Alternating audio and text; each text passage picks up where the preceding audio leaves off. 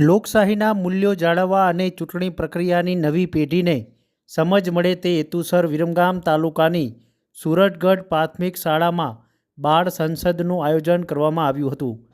Magic બસ NGO block વિરમગામના સહયોગથી શાળામાં બાળ સંસદનું આયોજન કરવામાં આવ્યું હતું. વિરમગામના સહયોગ દ્વારા શાળાના ધોરણ 4 થી 8ના 80 બાળકોએ ભાગ લીધો હતો. શાળાના સંમતિના વિવિધ હોદ્દા જેવા કે મહામંત્રી, પ્રાર્થના મંત્રી, સફાઈ મંત્રી, રમતગમત મંત્રી, પ્રવાસ મંત્રી, એમડીએમ મંત્રી જેવા વિવિધ પદ માટે બાળકોએ ઉમેદવારી નોંધાવી હતી અને ચૂંટણી પ્રક્રિયામાં મોબાઈલ એપ્લિકેશન દ્વારા agent, police staff, presiding officer, મતકુટીર વગેરે આબેહૂબ પ્રક્રિયા દ્વારા કરવામાં આવી હતી.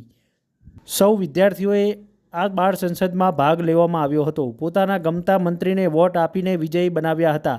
આ સમગ્ર પ્રક્રિયામાં શાળાનો સ્ટાફ તથા વાયએમ શૈલેષ અને વાયએમ રાહુલભાઈને ભારે જહેમત ઉઠાવી હતી. શાળાના આચાર્ય શ્રી જયેશભાઈ પટેલે સૌનો આભાર વ્યક્ત કર્યો હતો.